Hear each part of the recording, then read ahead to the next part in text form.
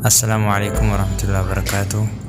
Jolle Oromoo akka nagaa fayyaasan shabaka bilaasha aapilee hanga aappii afurii tokko aappii shan mobaayilii zeenii fi akkasuma jawwii isiniif dalagu bilaasha sheer waliif godhaa itti fayyadamaadha.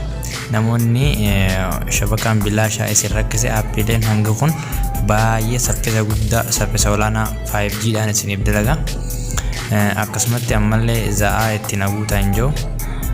Akkaataa itti daleessifattan isiniin garsiisa ana wajjin tura.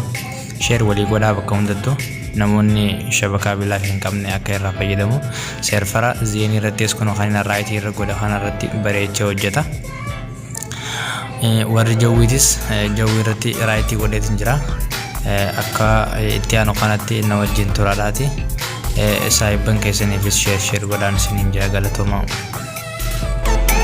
Assalamualaikum warahmatullahi wabarakatuh. Jolle Oromoo akka nagaa fayyaasan shabakaa bilaasha aappilee hanga aappii afurii tokko aappii shan mobaayilii zeenii fi akkasuma jawwii isiniif dalagu bilaasha sheer waliif godhaa itti fayyadamaadha. Namoonni shabakaan bilaasha isin rakkise aappileen hanga kun baay'ee saffisa guddaa saffisa olaanaa 5G dhaan isiniif dalaga. Akkasumatti ammallee za'aa itti naguutaa hin jiru.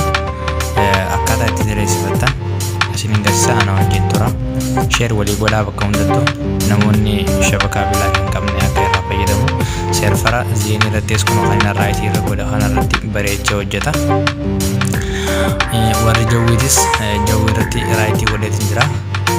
Akka itti aanu kanatti na wajjin turaadhaati. Saayibban keessaniifis sheer godhaan isiniin jaa galatooma. Assalamualaikum warahmatullahi wabarakatuh. Jolle Oromoo akka nagaa fayyaasan shabakaa bilaasha aappilee hanga aappii afurii tokko aappii shan mobaayilii zeenii fi akkasuma jawwii isiniif dalagu bilaasha sheer waliif godhaa itti fayyadamaadha. Namoonni shabakaan bilaasha isin rakkise aappileen hanga kun baay'ee saffisa guddaa saffisa olaanaa 5G dhaan isiniif dalaga. Akkasumatti ammallee za'aa itti naguutaa hin jiru. Akkaataa itti daleessifattan isiniin garsiisa ana wajjin tura. Sheer walii godhaa bakka hundattuu namoonni shabakaa bilaasha hin qabne akka irraa fayyadamu. Seerfara zeenii irrattis kun kan raayitii irra godha kanarratti bareechee hojjeta. Warri jawwiitis jawwii irratti raayitii godheetiin jira. Akka itti aanu kanatti na wajjin turaadhaati.